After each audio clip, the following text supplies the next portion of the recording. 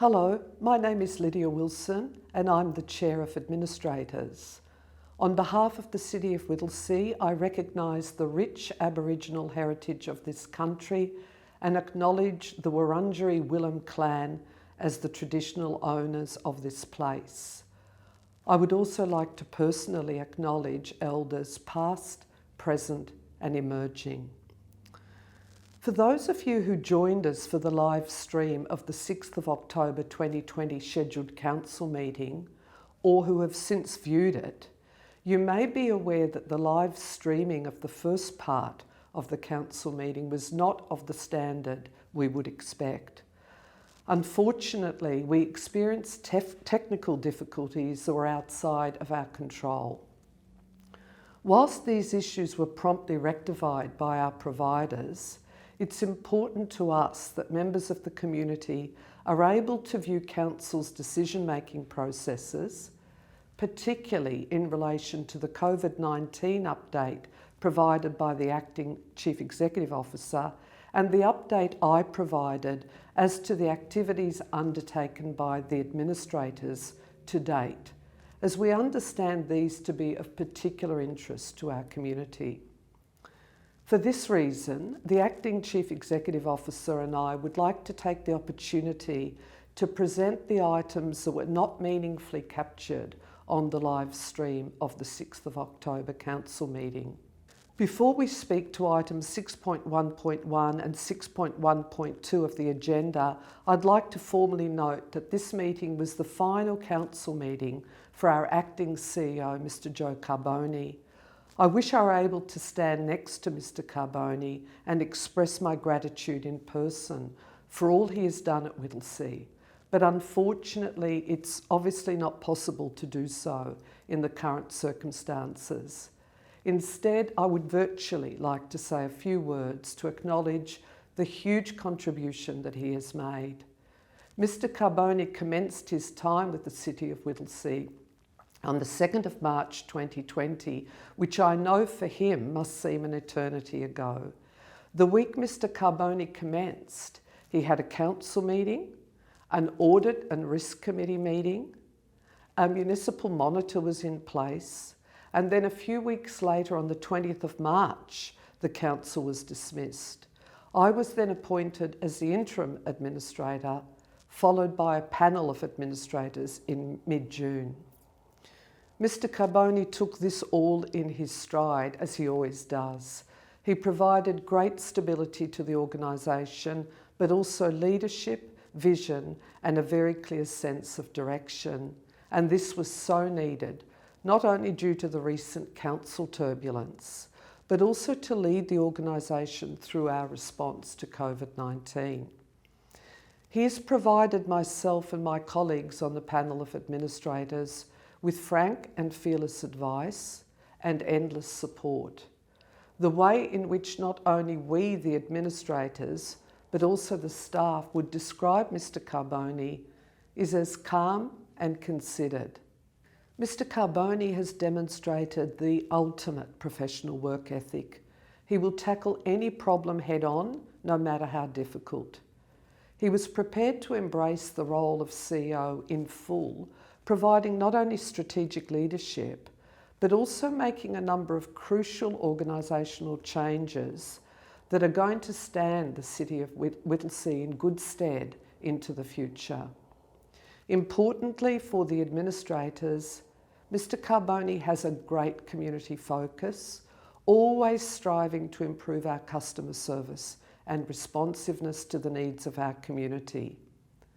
Finally, he has proven himself to be a reliable, resilient, caring, compassionate, dedicated, consistent and perceptive leader. He has provided us all with optimism for the future and will be leaving the City of Whittlesea a much more stable and hopeful organisation than before. That's quite a wonderful legacy for just 7 months. We will no doubt have many other opportunities to acknowledge and congratulate the efforts of Mr. Carbone, and hopefully some of those will be in person in the near future. But on behalf of the administrators and also staff, Thank you again for everything you've done and continue to do for the City of Whittlesea. Thank you, Acting CEO, and would you like to say a few words in response? Thank you, Chair. I'm left rather speechless. Thank you for the very kind acknowledgement. I certainly wasn't expecting this. I owe it to respond to you and the administrators and to our community. May I say it's been a privilege over the last 7 months to be entrusted as an interim CEO with helping the organisation move and transition from councillors to administrators, which has been a standout feature of this period, but also importantly be in the position of helping the organisation navigate with our community through the COVID-19 pandemic and its first impacts. CEO roles in local government are reserved for the very few, so I've been honoured to work with so many capable colleagues and teams who've rallied together strongly through these challenging times. But it's also been a distinct pleasure to work with you, Chair, from the first moments of your appointment as interim administrator for the 3 months and now in full flight with a full panel of formidable administrators that will help govern and lead the city over the next 4 years. And now that the critical hiring of the new CEO, Mr. Craig Lloyd, is in place, it does set the scene for stable leadership into the future. And as you know, with the imminent appointment of directors, that will complete the leadership frame for the organisation. I do thank the administrators and you, particularly Chair, for those early months together, navigating as two newbies, essentially, through a difficult period. But I wish particularly the community of the City of Whittlesea every best wish for its health, safety and prosperity, and also to my dear colleagues at the Council for their tremendous professional support over this time. I thank you very much for this opportunity to respond and to acknowledge you all. Thank you, Chair. Thank you, Acting CEO. I'd now like to move to the report that you provided in item 6.1.1 of the agenda to the Council and the community in relation to COVID-19 and our response. I know your monthly reports are of particular interest to the community during these challenging times. Thank you, Chair. The City of Whittlesea reported 141 active cases on 1 September, and this number fell to just 8 by the end of the month, and now down to 5 active cases as of today. The City of Whittlesea has dropped from 4th to 14th place in terms of the state number of active cases. We thank the community for continuing to adhere to state government restrictions to reduce the spread of COVID-19. In terms of the community, Council conducted a community impact survey, which I'm pleased to say we received 623 responses to. The results do, we believe, provide an accurate picture and a cross-section of what's happening in our community, and particularly how this is playing out in the area of mental health for many of our residents. There's very little surprise that many surveyed have said that the pandemic has had a negative effect on their social life, up to 88% indicating this. The heavy stage 4 restrictions have no doubt contributed to this. Interestingly, 2 in 3 people said that the pandemic has impacted negatively on their mental health. 3 in 5 residents are feeling less connected to their community, and 33% of responders were stressed out about finances.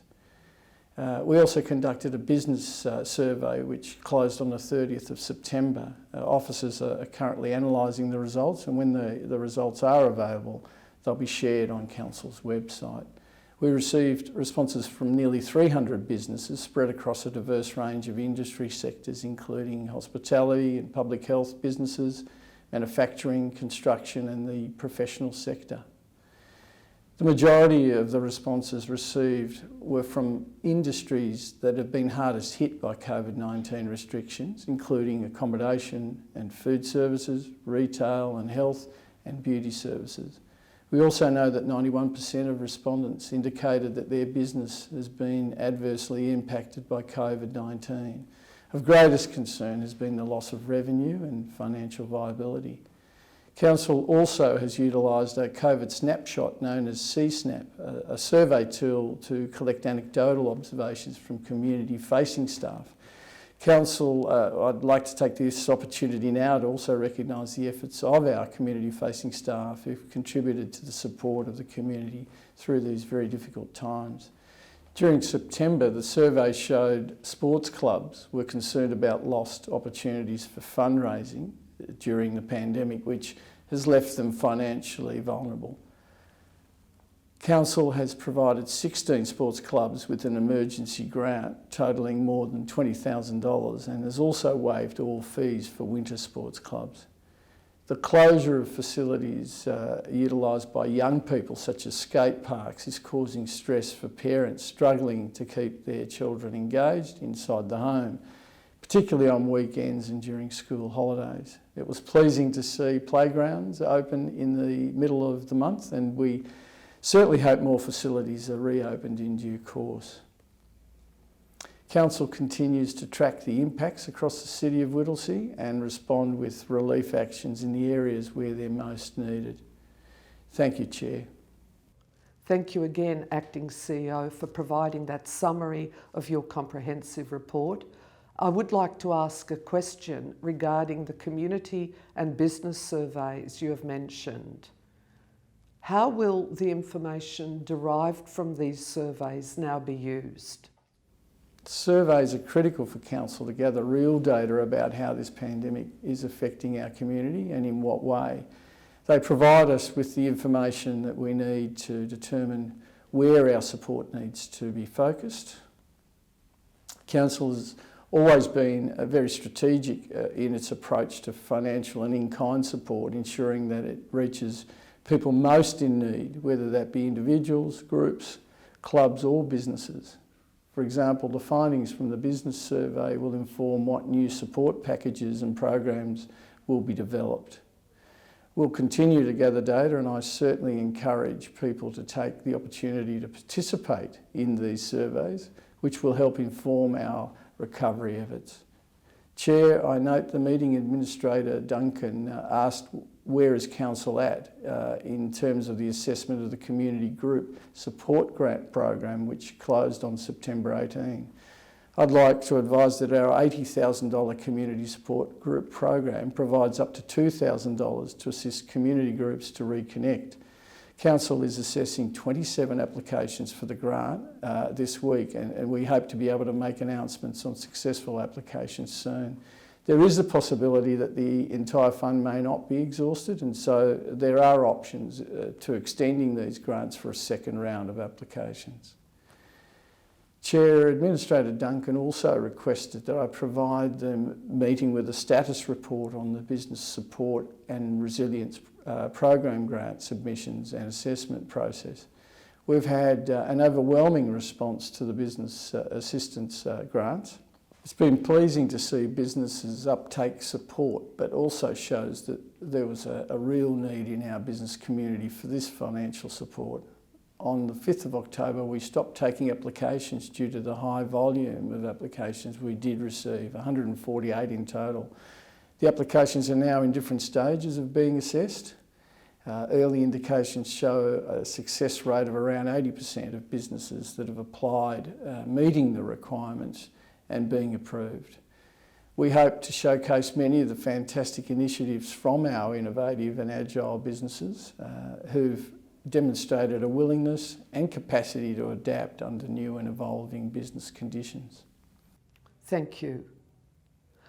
I note at the meeting, Administrator Bilson asked about the number of businesses that have closed as a result of COVID-19 and in what sectors and industry segments those businesses are in. It's difficult to identify the number of businesses that have closed purely because of the challenge of COVID-19. However, what we do know is that the number of businesses that have closed since the pandemic started in March this year, which is 85. 63 of these businesses are food-related businesses and 22 are in the health and wellbeing industry. Half of these businesses business closures occurred during the second wave of the pandemic, indicating that COVID-19 was likely the major contributor. We'll know more in the months to come as the impact of the recession and its length becomes more evident. Chair, I note Administrator Bilson also asked about what Council is doing to stimulate outdoor trading and the dining opportunities that we've previously discussed at Council. We've already received a number of inquiries from businesses across the municipality about using their footpath to trade outdoors. Communication is being shared on various channels to increase awareness to businesses and business owners, corporations, centre managers of council, supporting outdoor dining and encouraging businesses to apply for footpath trading permits or for extensions. Outdoor dining is being actively encouraged as an initiative that will really inspire activation and the better use of space. Businesses are also encouraged to apply for available state government funding for new tables and chairs. Council is also applying for state government funding to help our city embrace outdoor dining. A provision of about $500,000 is available to metropolitan councils on application, and we're pursuing this. I recall that Administrator Bilson also asked about support councils providing to local gymnasiums and exercise groups and dance studios that have been forced to close, but that could potentially run programs outside if they have an appropriate venue to do so. During the current restrictions, Council is encouraging personal trainers, gym or exercise operators to make use of parks or sporting fields in accordance with the official state guidelines. There is no booking process or fee associated with personal trainers using public open space. We do ask, though, that these groups respect the primary intent of sports grounds and open space or playgrounds and ensure that they are not compromised. For example, the Tenant Sports Club has priority at our sports fields and families have priority over the use of playground equipment. We also ask that all operators familiarise themselves with COVID-19 restrictions and guidelines. We understand that dance studios have been forced to close under restrictions. They too could use outdoor space if appropriate. We can support any business through our business development program, working one-on-one with a mentor for 3 months to consider alternative business operations.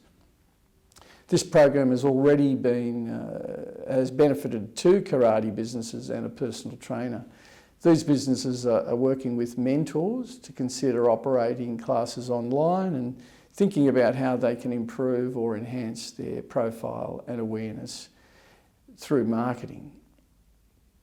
Businesses can also get involved in Whittlesea Localised, our new online local business platform, to promote themselves and to share their business stories through posting articles or notifications. Thank you, Acting CEO, for providing the COVID-19 update from the 6th of October 2020 Council meeting in this forum. We still have a long way to go, but remain hopeful that as long as we all comply with the current restrictions, we may move to the recovery phase after the 19th of October. Again, please pass on our appreciation to our many frontline staff who have been providing a critical support role at this time. I also acknowledge the tireless efforts of health, aged care and emergency services workers and our many community support agencies within the municipality. I would also like to speak to item 6.1.2 on the agenda, the governance arrangements under administrators for the first 6 months, to inform the members of our community of our activities as administrators. The past 6 months have been a very busy period for myself as interim administrator from mid-March and also for the panel of administrators from mid-June. And there have been many achievements from this effort. We're an ambitious group of administrators wanting to leave a lasting legacy at the City of Whittlesea. We've decided to prepare a comprehensive public report on our activities every 6 months as a record of our work It's very important that our citizens and key stakeholders do not feel disenfranchised and that we openly communicate on our activities and key priorities going forward. There are many highlights of the past 6 months, and these are detailed in the Council report, but I would like to reflect on just a few of them. In relation to good governance and decision making, we've been involved in a comprehensive induction program and in weekly administrator briefings to ensure we're well informed on our key responsibilities and policy matters. Of course, we've also conducted monthly council meetings, which have unfortunately had to be held virtually due to COVID-19 restrictions. We have reviewed and endorsed a number of key governance policies, including administrator expenses, privacy and data protection, council delegations, new governance rules, public transparency policy, and today we'll also be considering further policies, review of council's public question time policy and procedural matters local law. We've also adopted the 2020-21 council budget and audited accounts, and we're actually one of the first councils to adopt the annual statement of accounts and performance report. Considerable time and attention has been taken in one of the most important decisions we can make, the appointment of our new CEO, and this has already been the subject of a number of press articles.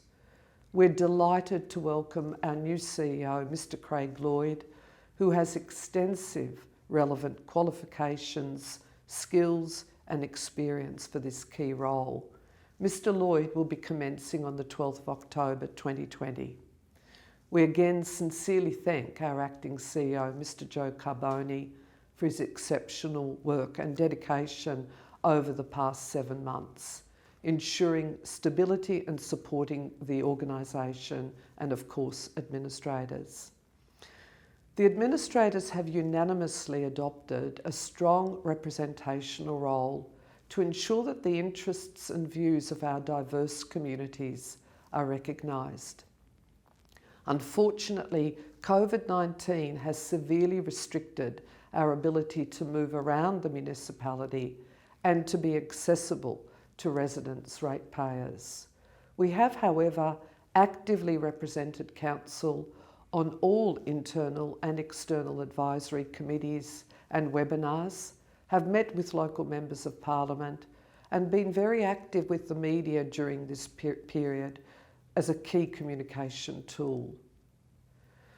We've also strongly advocated on behalf of our communities to secure additional Commonwealth and state government funding and have been quite successful in this respect.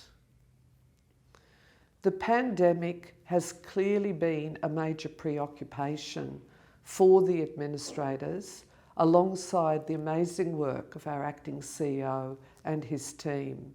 We've recognised the enormous local impact of this pandemic, and this has resulted in a new hardship policy, significant council funding commitment, upwards of $3 million, directed to support residents in need and local businesses.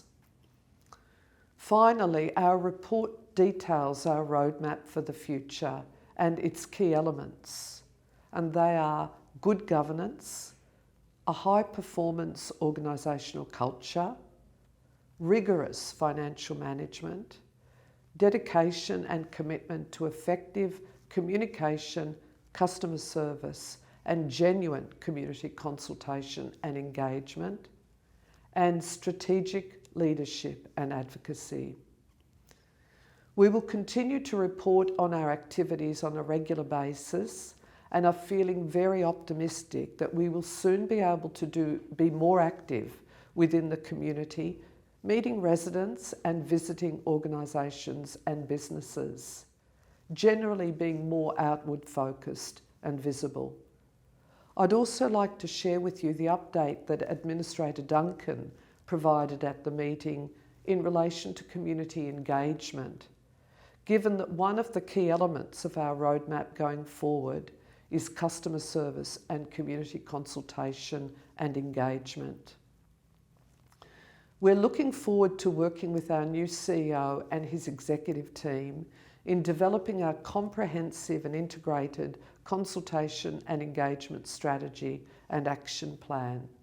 This will be the framework for the way we do things into the future, including the development of our new community plan in early 2021, our reconciliation action plan, and other key policies and strategies.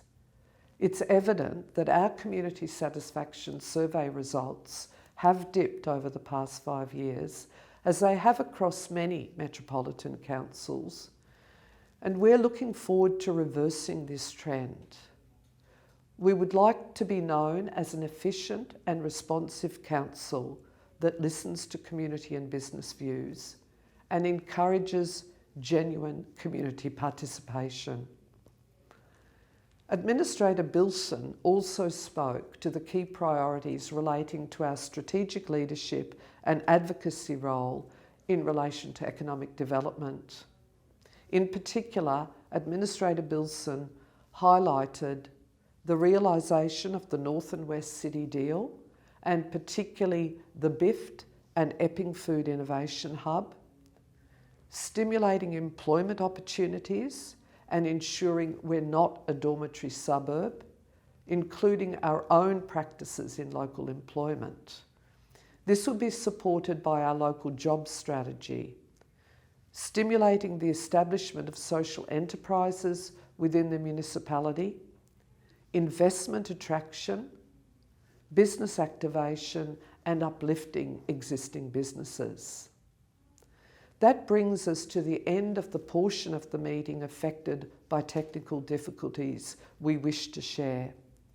Should you wish to view the discussion of the remaining items on the 6th of October 2020 Council meeting agenda, please view the remainder of the recording on Council's website. Thank you.